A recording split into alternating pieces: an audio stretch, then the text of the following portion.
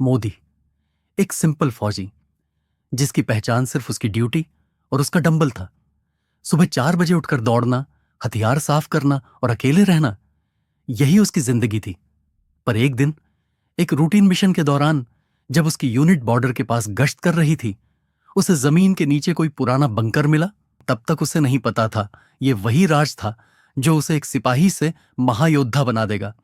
Bunker में छुपा था एक अधूरा folder, top secret project Trinetra, और उस पर एक नाम उभरा, डॉक्टर आयशा राव, एक वैज्ञानिक जिसने कभी भारत के लिए एक ऐसा हथियार डिजाइन किया था जो दुश्मन देश की पूरी डिजिटल व्यवस्था को पल में मिटा सकता था। पर दस्तावेज अधूरे थे। तभी पीछे से गोलियों की आवाज आई।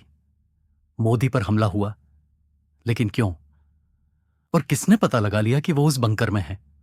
मोदी किसी तरह बच निकला और पहुंचा दिल्ली में एक पुराने खुफिया अधिकारी के पास, कबीर सिंह। कबीर ने कहा, अगर आयशा जिंदा है तो तू मरा हुआ मान। लेकिन फिर अचानक एक छाया कमरे में घुसी। आयशा खुद। उसने कहा, यह हथियार मैंने देश की सुरक्षा के लिए बनाया था, लेकिन अब यह किसी और के हाथ में है। मोदी का सवाल सीधा था, किसके?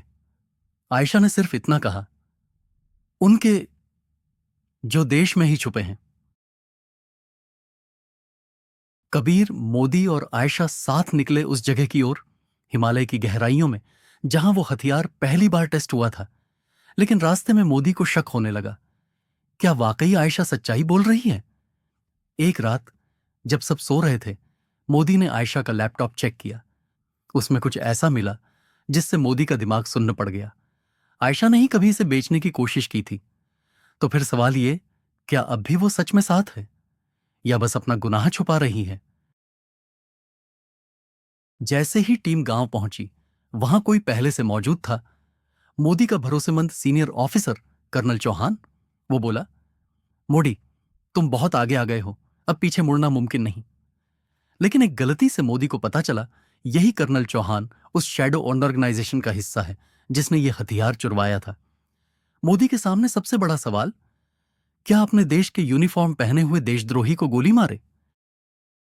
अंतिम टकराव शुरू हो गया। मोदी, कबीर और आयशा बनाम कर्नल और उसकी पूरी छिपी सेना। गोलियां चल रही थीं, बर्फ गिर रही थी, और बीच में रखा था वो हथियार जिसे बस एक बटन दबाकर एक्टिवेट किया जा सकता था। कबीर बोला, इस बार मैं सिस्टम को माफ नहीं करूंगा। मोदी ने बंदूक उठाई और निशाना लगाया, लेकिन किस पर? कबीर पर या कर्नल पर? आखिरी सेकंड में मोदी ने वो बटन छीन लिया और आयशा से कहा, तुम ही तय करो, ये मिटे या बचे। आयशा रो पड़ी, कहा, मैंने इसे बनाया था, मैं ही इसे मिटाऊंगी। वो बटन दबा दिया गया, हथियार निष्क्रिय हो गया। सबने चैन की सांस ली, लेकिन तभी दूर पहाड़ों में एक और स्क्रीन जल उठी। Phase 2 activated. मोदी समझ गया, ये तो सिर्फ शुरुआत थी, असली खेल अब शुरू होगा।